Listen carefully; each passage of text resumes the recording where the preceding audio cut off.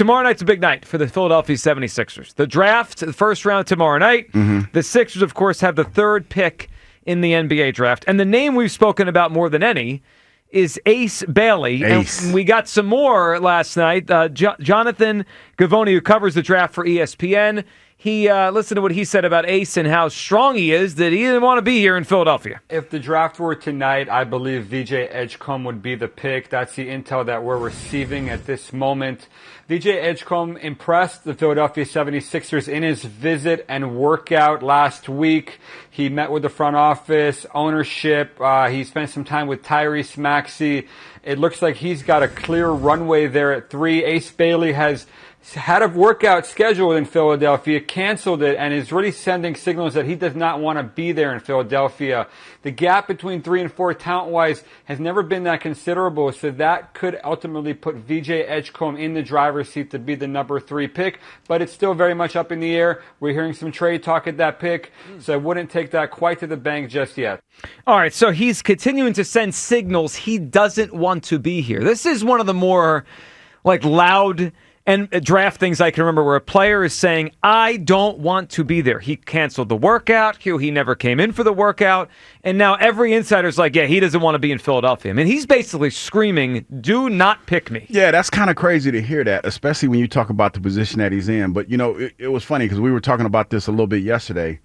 And, when I was coming out, for example, the climate was different. Mm-hmm. These kids, the NIL money that they're getting, everything, they don't know what it's like, or they're not familiar with struggle.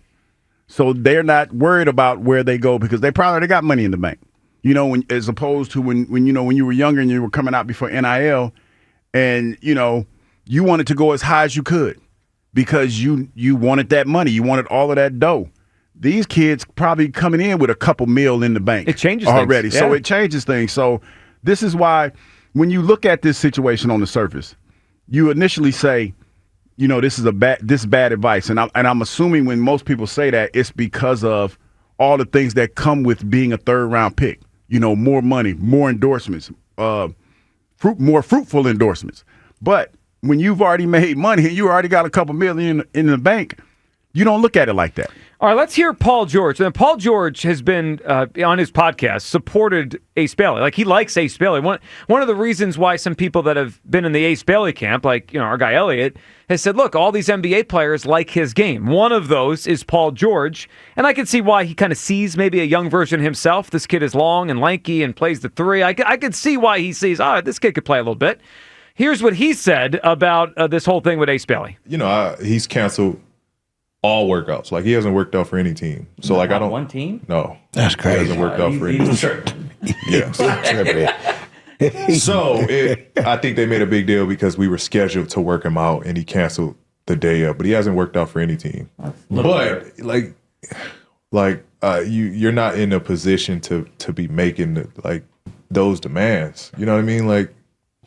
Not make even it to the there league yet. first. Yeah, you're not even there yet. Or the people around him. It's for sure the people. Of course, the people around him. I think he's mama and daddy's playing manager. I don't know who's representing him. I don't know who's representing him, but if I don't think they're going about it the right way.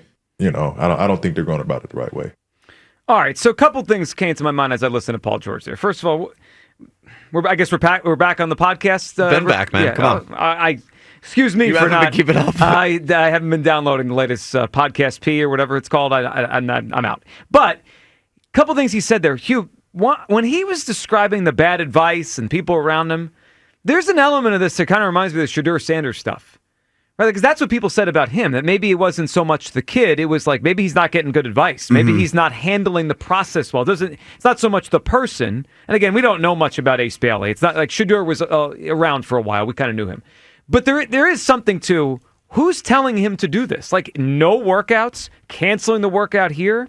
Is this all him, or does he have an agent or people around him that are guiding him this way? And it's because it's not making the kid look any good.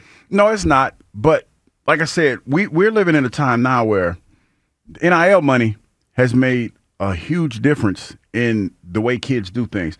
I saw a video the other day on my algorithm where I think it was at Texas, where they brought the kids out, the new recruits, and they had all supercars out there on the floor because I'm assuming wherever if the kids go there, they're going to get to drive one of these $200,000, $300,000, $500,000 cars.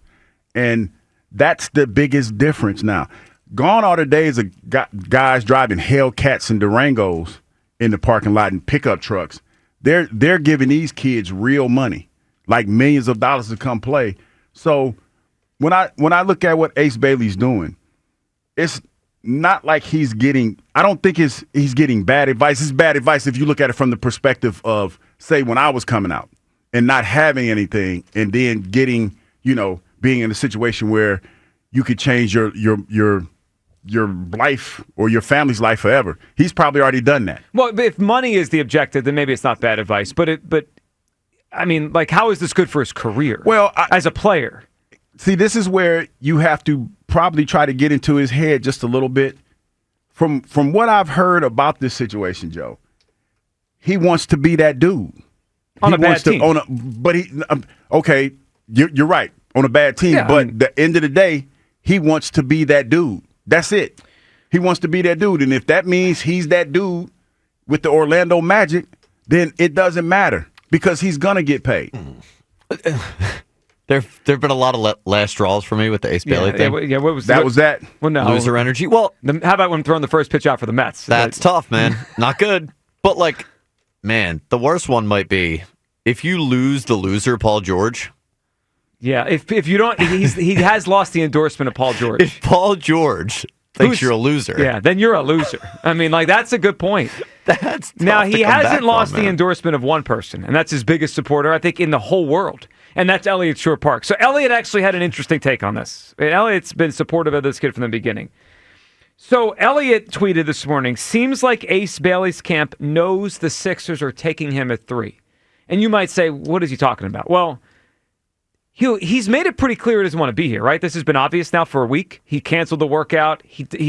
We keep hearing he wants to be the man on what I call a bad team. Then how come we keep hearing the Sixers might take him? Elliott might be onto something here.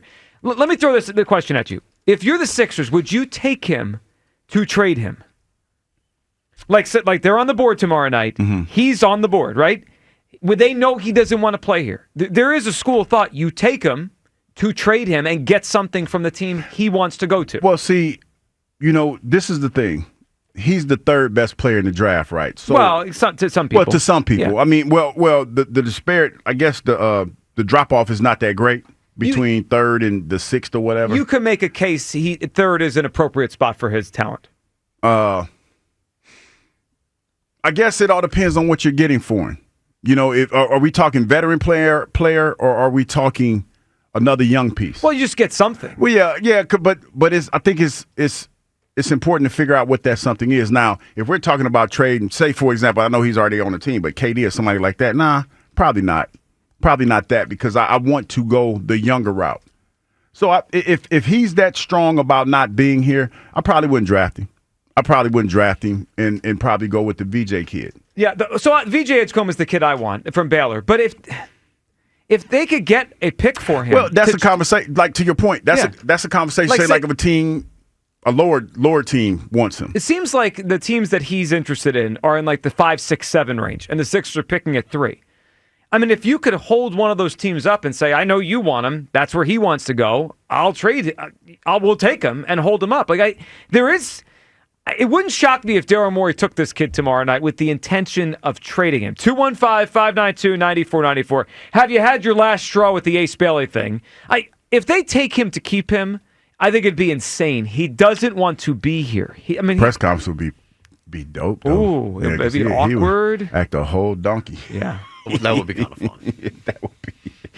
We invite him on. All right, let's welcome on Sixers first-round pick, Ace Bailey. Ace, so why you don't want to be uniform, here? Ace? Welcome to Philadelphia. It's just silence. He doesn't want to talk. It'd be just like harassing him. Like, what's going on with you, man? Why you didn't want to come here? So if they were to draft him, don't we have like no leverage in a trade with him whatsoever? Like if everyone knows that he doesn't want to be here. But unless someone really wants him. And then you also lose, like, the pick is more valuable without having taken anybody. Like, you mean like once it becomes Ace Bailey, it's Ace Bailey? It's Ace Bailey. It's not the third pick anymore. It's just Ace Bailey.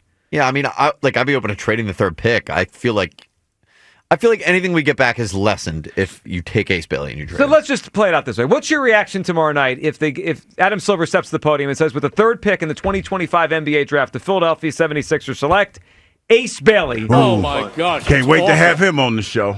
Oh, I feel sick to my stomach. No, because I would. Sick to but my it'd be stomach. great for us. But he'd probably more than likely be on the morning show. It'd be but terrible if he got for on us. with us, we could ask. Yeah, but it'd be terrible for the great, Sixers. Be great radio. Well, unless he doesn't talk. Then we would talk. We could talk bad about. I know. Then we talk bad about Radio- Daryl Morey. radio- Shock jock Douglas over here. Douglas. I'm catastrophizing. You really are. What a shock. What a shock. This guy's catastrophizing. All right, 215-592-9494. What would be your reaction tomorrow night if the Sixers take a kid that has made it clear he doesn't want to be in Philadelphia? Don't want to be here. I mean, I don't know how much more he has to scream it. He said he don't even like you people. He basically has. He basically has. I don't like you people. No, I don't want to like be you there. people. I do agree with Kyle. The last straw felt like him throwing out the first pitch of the Mets game. Has he done that yet, or is he scheduled to? Because I saw the photo of him in the Mets jersey. That was enough for me. I don't even need to look any further. That was like rubbing it in. Like, watch this. I'm going to go. Because, I mean, he could have been invited to throw out a first pitch here. It's fine. He can go play for the Wizards and root for the Mets. You know what? Have fun. Knock yourself out, kid. Yeah. Let me give you a prediction. If Ace Bailey plays for the Wizards, we won't utter his name again for the next 4 years. He's getting booed whenever he enters the building. Yeah, but like, you think anyone will bring him up in the NBA on the Wizards? No. He'll be a wizard. Yeah. Waste of time. It's a graveyard, man. It is.